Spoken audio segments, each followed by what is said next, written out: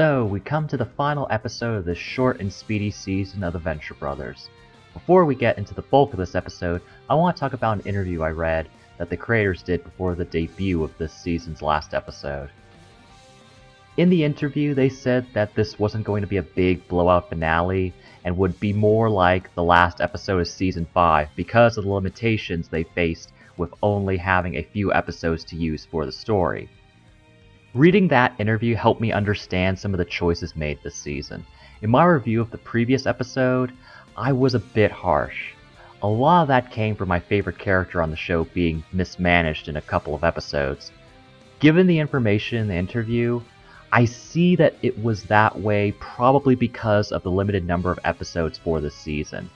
It's not great, but that's the way it was. So let's look forward. How does Red Stops Here, the final episode of Season 6, start? Well, right away we open with a pile of mutilated corpses and two bruised and dirty men we have never seen before chained in a filthy bathroom somewhere. It's clearly an homage to the Saw movie franchise. Right off the bat, this episode starts off on the wrong foot for me because I can't stand the Saw movies. If you've been watching my live streams, you've heard me talk about my aversion to graphic violence and gore. The episode cuts to these two guys every now and then throughout the episode. The dialogue feels ad-libbed, as does a few other segments in the episode. There's this scene later where Colonel Gentleman tells a story about how the Action Man killed a baby, or werewolf, or an ocelot. Then there's the final scene in the episode where a guild stranger and an OSI agent fall in love, with a dialogue exchange that really feels made up on the fly. You may find these scenes with the guys chained up funny, but I just cringed in my seat each time they showed up, especially towards the end. I'll get to that later. Those ad-lib goofy scenes are fine for a mid-season episode, but not here. I can really see why the creators would have preferred the previous episode, A Party for Tarzan, to close the season. Right after the title screen, we see the Monarch and 21 in the Morpho Cave. There are only two villains left in line to Arch Dr. Venture, Wide Whale and Red Death. Red Death is up next. He is a legendary supervillain known for his professionalism and the body count he leaves when he arches once a year. Even General Gather says he's a pro. The Monarch goes after him solo since 21 is beat from dealing with the other villains that were dispatched off screen. According to his dialogue, the Monarch is having trouble with his marriage caused by his career stagnation and his wife's busy schedule. We aren't shown much of that, and when we were shown it this season, it seems that they pulled through fine. That line feels more like telling instead of showing. Meanwhile, Dr. and Mrs. the Monarch is setting up a collaboration between the Guild and the OSI for a sting to take down the Blue Morpho. They plan on having the Venture family replaced by Guild and OSI agents, while the real Ventures are away from the penthouse during Red Death's assault.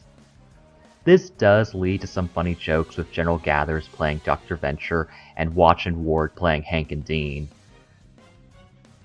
When the Monarch finds Red Death, he's at a park watching his daughter play. Red Death is voiced by Clancy Brown doing his Lex Luthor voice, and it is a great voice casting choice. His eyes also glow, and his voice deepens when he goes into character as a villain. When he's off the clock, he is a pleasant family man. When he goes into character, he terrifies everyone, even the Monarch. The Monarch, dressed in street clothes, sits next to him on the bench, planning to shoot him with a silenced pistol. Red Death recognizes him right away and mentions that he admires the Monarch's work as a supervillain, even noting that he really liked the marionette device he used on Rusty Venture in the episode Self-Medication. The Monarch is flattered that a legend like him knows of his work. Red Death also mentions that he can separate his work life from his family life and live outside of his character. In doing so, he terrifies the Monarch, who reasons that he can't kill him because he is a treasure and will savagely murder him if he makes a move. So what does he do? He and 21 pretend to be guild strangers and go to Red Death's home in Long Island while he is on his way to Ventec Tower. They tell his wife, a civilian who genuinely cares for and adores her husband, that he has been compromised and that she and her daughter should stay at her mother's house until it is safe. It's worth noting that Red Death is a cool villain. Not only does he look scary as hell, but he also rides a flying demon horse and wields a scythe that fires energy blades. That is a level 10 villain, honey. After the sting at Ventec Tower fails, the Monarch and 21 as the Blue Morpho and Kano call Red Death's cell phone and tell him that his wife and daughter have been kidnapped and will only be released if he signs over his arching rights. This is a very bad idea. Red Death recites Liam Neeson's famous threat speech from Taken nearly word for word, and the Blue Morpho and Kano are scared witless. Kano even says that Red Death is going to go all Liam Neeson on them, so Red Death maybe consciously recite the famous Taken speech. Red Death finds the Morpho cave almost immediately and is about to kill the Blue Morpho and Kano before they tell him that his wife and daughter are fine and at his mother-in-law's house. When he calls her and finds out they are safe and sound, he switches from his murderous villain persona back to his nice guy persona. He sees through the Blue Morpho disguise and asks the Monarch to explain everything. The Monarch says that his hate is who he is and can't just flip the switch like Red Death can. It seems that Red Death keeps his composure usually by arching and murdering people once a year, kinda like his own personal The Purge. Red Death reveals that his lowest point was when his bloodlust became so strong that he brutally killed his archenemy, murdered his whole family, and burned down his home to cover it up. And the Monarch is the first to know. So in exchange for keeping his secret, Red Death won't blow the lid on the Monarch if he changes his ways after finishing his mission. Then we find out what the deal is with those chained up guys. They and the corpses are the other level 10 villains that were defeated off screen.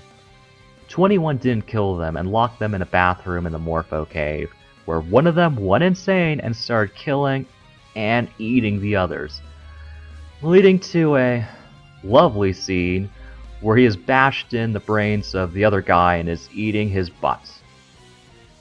That was painful for me to say.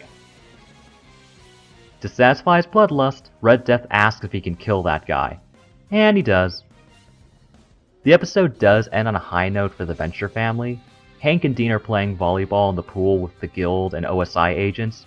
Rusty comes back from dinner with Billy and White and happily volunteers to be the mixologist for the pool party. Dr. and Mrs. the Monarch leaves in a huff and vows to kill the Blue Morpho, which makes sense since he has been screwing up the Guild, and she is dedicated to the Guild operating efficiently. That anger is warranted, while her anger at Dr. Venture possibly being the Blue Morpho wasn't. Jeez, if she finds out the Blue Morpho's her husband, oh, the tension is there, and it will be a big thing to deal with next season. So that is the last episode of Season 6. Overall, this was an exciting season, had a lot to deal with right at the start. We opened with the Venture family moving to a whole new home and having money. Already the dynamic from the first 5 seasons has changed right there. New characters are introduced, backstories are steadily revealed, and characters from the past are brought back with relevance to the present. That's a lot of stuff to put into just 8 episodes. I still hold to my criticisms of this season, but I also understand what may have caused the problems.